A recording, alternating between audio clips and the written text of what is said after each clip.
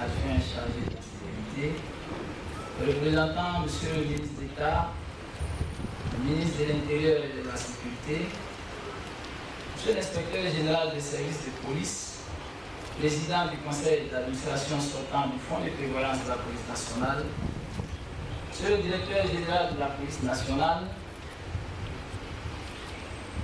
Monsieur le président du conseil d'administration du Fonds de prévoyance de la police nationale, Monsieur le président de la commission de contrôle et de surveillance du Fonds de prévoyance de la police nationale, Messieurs les contrôleurs généraux de police, Monsieur le directeur général par intérim du Fonds de prévoyance de la police nationale, Mesdames et Messieurs, administrateurs du Fonds de prévoyance de la police nationale,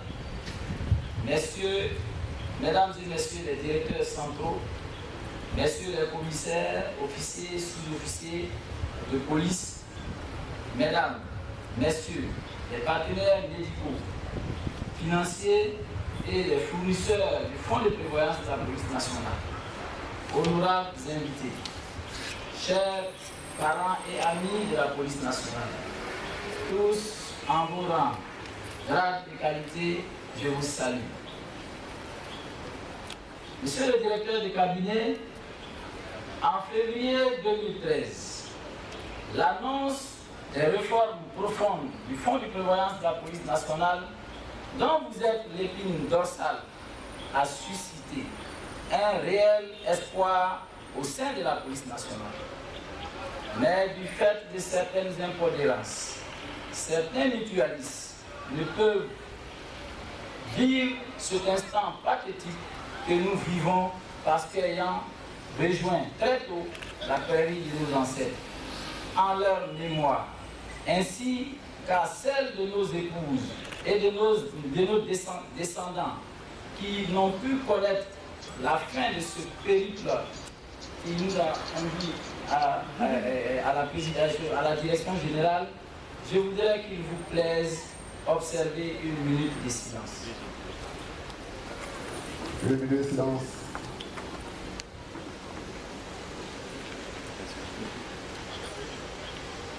Merci. Monsieur le directeur de cabinet, en 2011, en 2001, alors que vous étiez directeur de personnel, sous la houlette du général Palanfo, on nous l'a rappelé tout à l'heure, vous aviez porté le fonds de prévoyance de la police nationale sous les fonds baptismaux. Aujourd'hui encore, vous avez pesé de tout votre être pour éviter à notre institution, à notre instrument de solidarité de sombrer. Toute la police nationale vous le reconnaîtra et que Dieu vous le rende ressenti. À ce stade de mon propos, je voudrais faire une adresse particulière au contrôleur général de police, Yao Kwasi, ancien PCA. Mon général, pour votre sens élevé du devoir, votre ardeur au travail, votre conscience professionnelle aiguë, vos qualités vous ont valu d'être retenu par l'ONG Nova Afrique, filiale du groupe Savam Côte d'Ivoire, parmi les 10 personnalités ivoiriennes qui seront distinguées demain samedi pour recevoir le prix panafricain des leaders distingués comme modèle de gestion et de développement dans leur domaine d'activité. Il faut saluer cela. Depuis le 18e étage, il va pousser.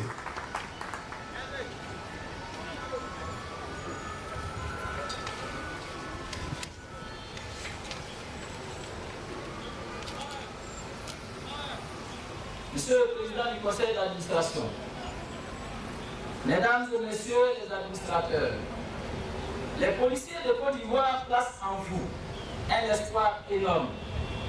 À votre tour, vous m'avez légué cet espoir. Les défis qui nous attendent sont énormes.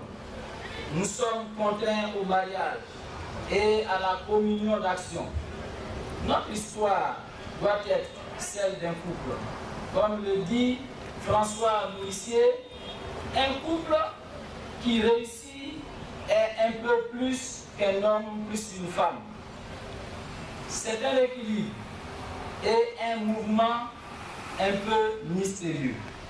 Sachons tous que l'erreur ne devient pas vérité parce qu'elle se propage et se multiplie.